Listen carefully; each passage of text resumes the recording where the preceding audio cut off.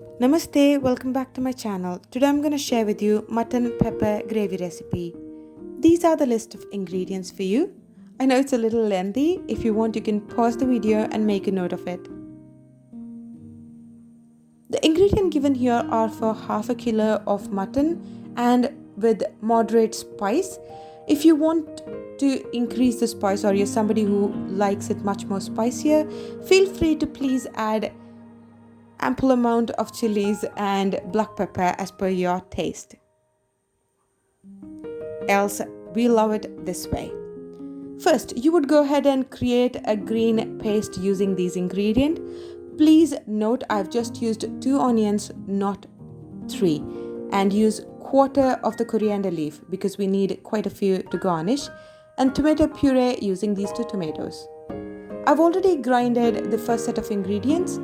This is how it looks. Do not make it to a fine paste, make it coarsely grinded. Then of course our very own tomato puree using only tomatoes and nothing else. 1 onion that I've set it aside, please dice it.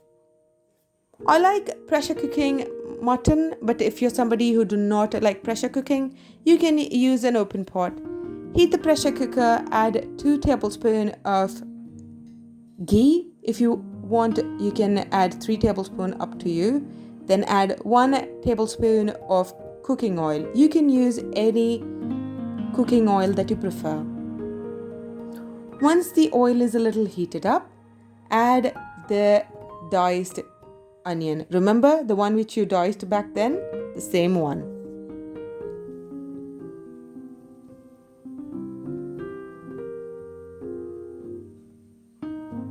Now what you're going to do, and you're going to go ahead and saute this for approximately 30 seconds to 1 minute.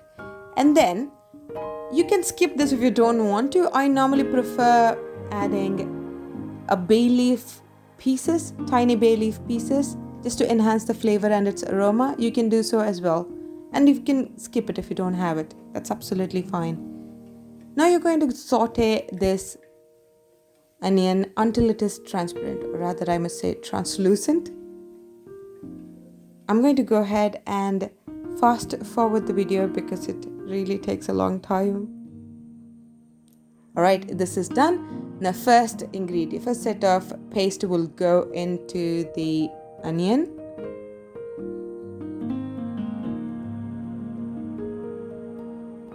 Guys, do not add water here. You just have to saute it as is until it becomes, really dry. The raw edginess would go in and a beautiful aroma would start filling the air. That's when you know this is done, right? See, look at this.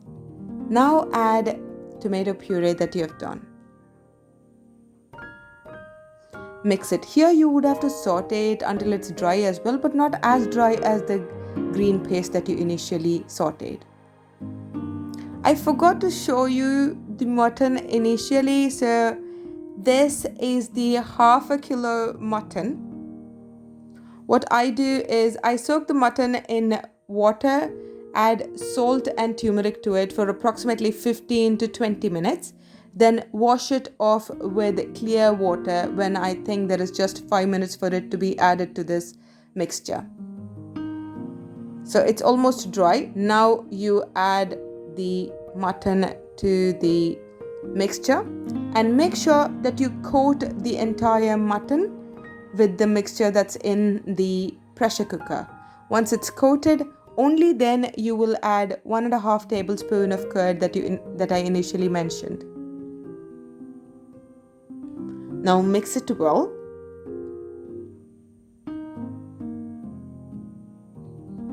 Mind you, I've still not added water. I'm just going to mix it well now. And then after I know it's mixed really well, I add Pudina or mint leaves. I normally soak the mint leaves in salt water so it will turn a little darkish green. That's absolutely fine. It's not spoiled or something. Now I add water once it's mixed and then get it to the consistency that I want. I normally prefer it semi-thick, so I don't make it too watery. Once it starts boiling, add salt as per your taste.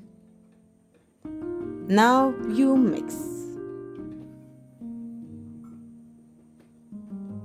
Okay, mixing is done. I'm going to pressure cook it. You can keep it in an open pot with the lid closed for approximately 30 to 40 minutes depending on the tenderness of the mutton. The mutton that I used is pretty tender, so all it needs is 3 to 4 whistles and we are good to go.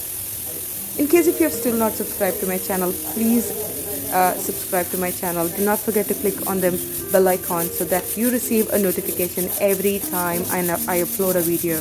I normally upload a video on a Sunday morning, so I hope you do so. Please share it with your family and friends. This is how the curry looks post cooking and post garnishing. I'm sorry I forgot to take the video. I hope you liked it. It is amazing. The gravy goes well with the idli, dosa, roti, rice, you name it. It's amazing. And let me know in the comment below if you have tried it. Thank you so much for watching. It means a lot. Do spread the word. You have a nice day. Bye.